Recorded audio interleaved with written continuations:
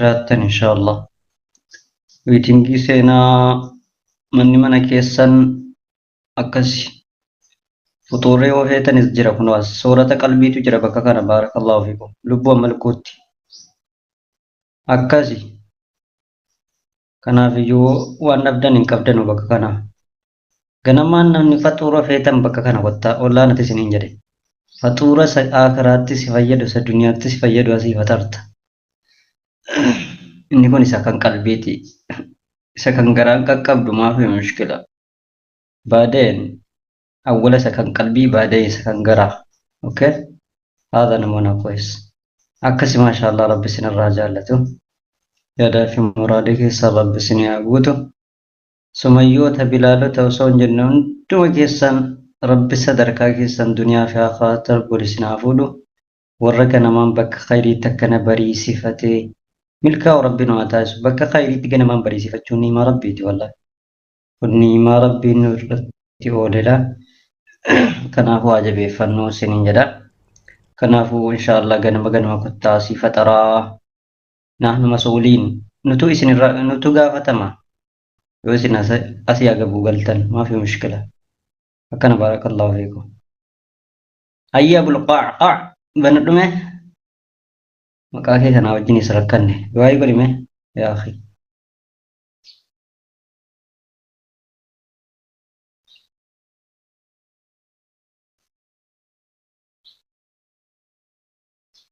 yaa sheekh kamakkaa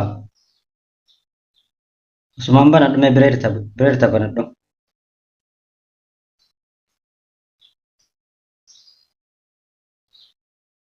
يلا فضل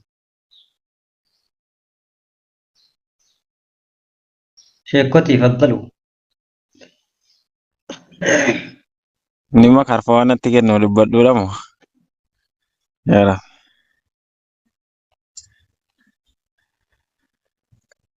Ayyee. Maal godhi jettani maal du'aayidha? Uzeefa maanni?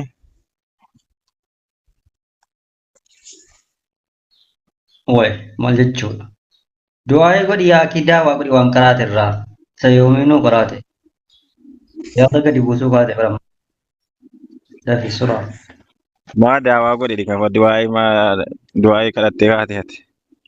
Daawaa godhi malee. Bakka tokko ka'ee dogongorraan achumaan booda natti kolfuufi baraatii fi aburqaagaan. Nattaa fudhamu. Booda natti kolfuu keessa irra du'aayii kadhachuu wayyaamuma. Ayyee. Bismillah alhamdulillah salatu wassalamu ala rasulillahi sallallahu alaihi wasallam. Alhamdulillahi rabbil alamin kan rabbiin nagaa nu bulfatee sa'aatii kanallee nu gaate alhamdulillahi rabbil alamin. Thumma alhamdulillahi rabbil alamin. Kan nagaa nu bulchee sa'aatii kanaan nu ga'ellee nagaa nu haa oolfatu. Deemsii dabale jechuudhaan akkanaa kun sagaleen kiyya ol jedhaan jiru ganama lafti.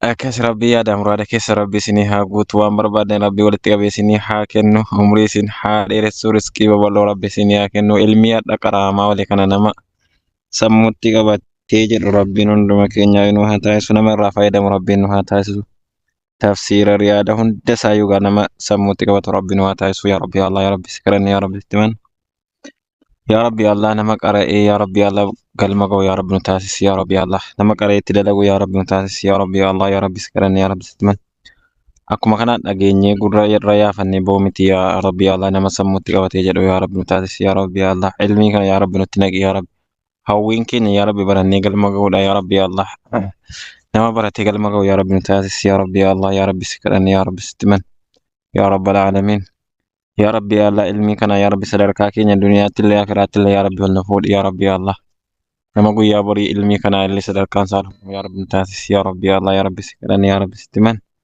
yaa rabbal aalamiin umrii keenya yaa rabbi nu dheeressi riskii bal'oo yaa rabbi nuuf kenni yaa rabbi Allah haga taa'uun bareeddu yaa rabbi nu teessisi yaa rabbi Allah yaa rabbi si kadhanne yaa rabbi itti man yaa rabbal aalamiin jireenya biyya ormaa kana keessa yaa rabbi nagaadhaan maatii keenyatti yaa rabbi nu deebisi yaa rabbi yaa Allah nama nagaan biyyaa baane nagaan haadhaaf abbaa keenyatti yaa rabbi deebi'u yaa rabbi nu waffaqi yaa rabbi yaa Allah yaa rabbi dhukkuba tokkoon malee yaa rabbi du'a tokkoon malee yaa rabbi nagaadhaan yaa rabbi nu deebisi yaa rabbi yaa Allah yaa rabbi si kadhanne yaa rabbi sitti himaan kan dhukkubsatan rabbi isin haa fayyisu libaasu laafiyaa rabbi isinitti haa uffisu kan maatii keessan haadha keessan abbaa keessan obboleettii keessan obboleessa keessa isin jalaa dhukkubu rabbiin isiniif haa fayyisu gammachuu irratti gammachuu rabbi isin haa kennu rabbi isin haa gammachiisu fayyuu isaanii rabbiin isin haa gammachiisu akkasuma kan ofii keessanillee dhibamaattan rabbiin dhibee isin dhibaaru kana rabbiin isin irraa haa kaasu rabbiin isin haa fayyisu yeroo gabaabduutti rabbiin isin milkeessee duniyaattillee milkii akiraattillee jannatal firdoosi rabbi isin haa gammachiisu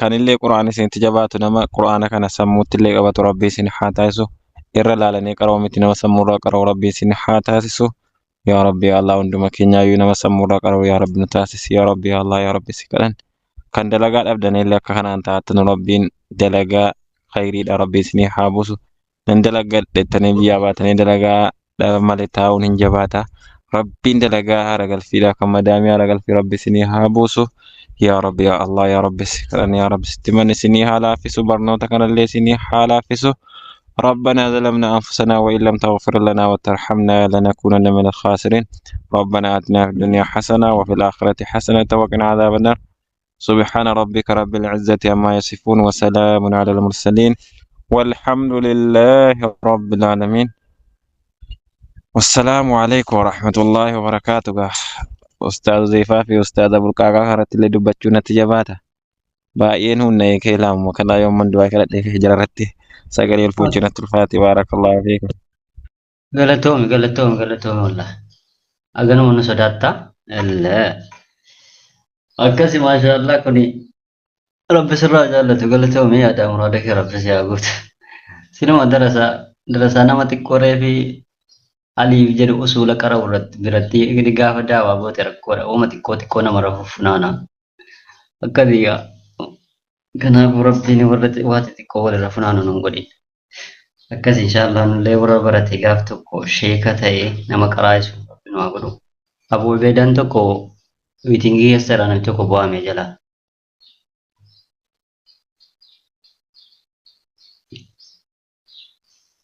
aywa anaa dhufu isiniin jenne no inshaallah barakallah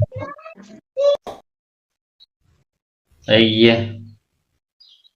abuu ubeeda bananda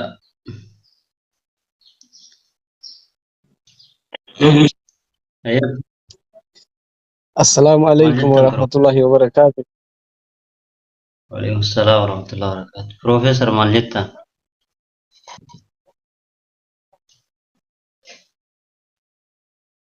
لكوس شندبدا السلام عليكم ورحمة الله وبركاته. waalaikum salaam warahmatullahi wabarakatuh أنا جاي متأسفة.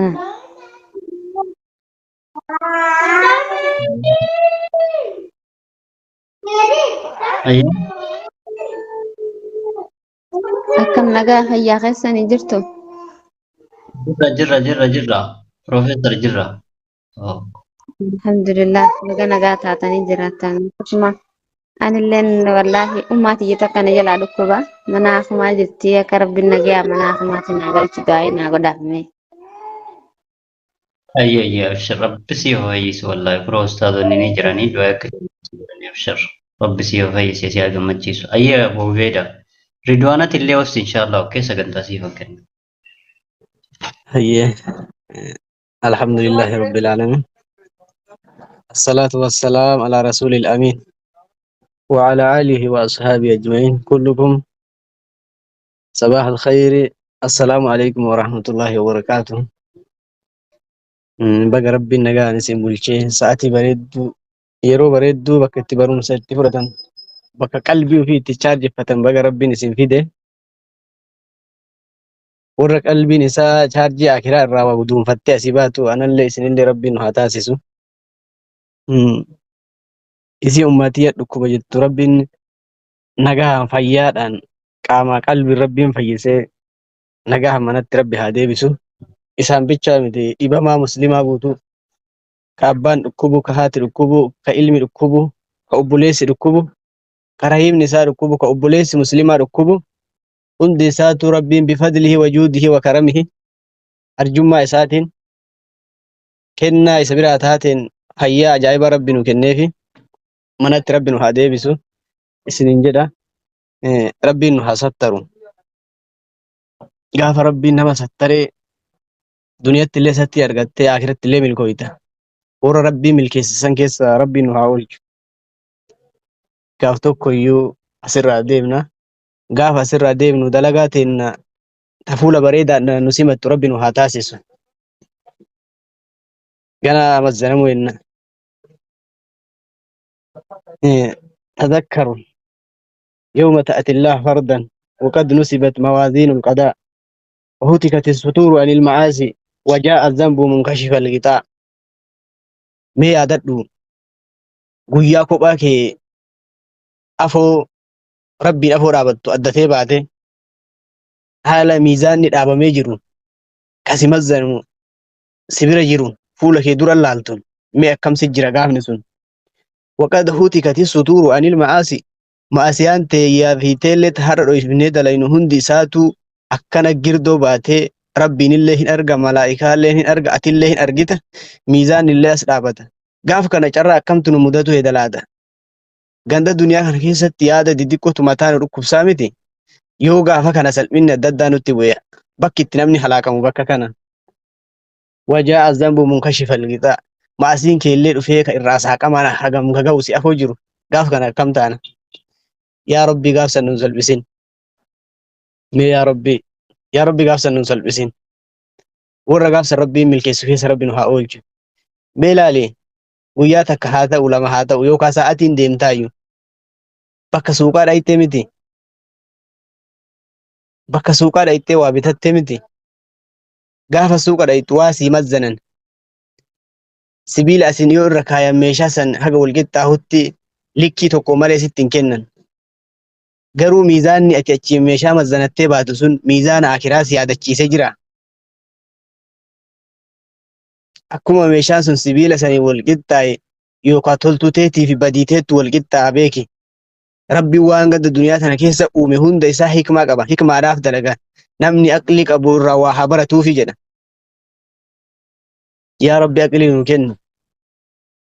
Warra miizaana duniyaa laalee ka akiraatitti keessatti uf laalu. Rabbiin nu haa taasisu obboleessa kiyya obboleettii tiyya. Qalbii waa fahamtu, qalbii waa qabaatuun waan akkaan tas nama jedhaati. Wallaahi namni haasaa namaa jala deemtanii hordoftanii waan kheyrii san qabattan Rabbiin hadhaa duniyaallee boruu akiraallee Rabbiin jazaa isin haa deebi'u. Guyyaa hilgaddaa gaafa ani sitti seenaa Imaamul Bukaarii akkaataa inni ilmii keessatti ta'e yeroo ani ibsee jedhe tokko adii na gaafateet aboonu Imaamu Ahmadiin dhageette Imaamu Ahmadii yeroo baay'ee asirra dhageenna ati hadha addisii eessaa fiddinaan jedhe aboo barakadhu jedhe namnummaan akkasiin nama hordofuu jiraatu adaa namni qalbii namatti qabee nama dhageeffataara jechuudha. Seenaan gara lamaaniinuu dhageeffamee jedhe kitaaba wayitan itti ergee jedhe innuun gammade ilmii dabalate inni nuu laala.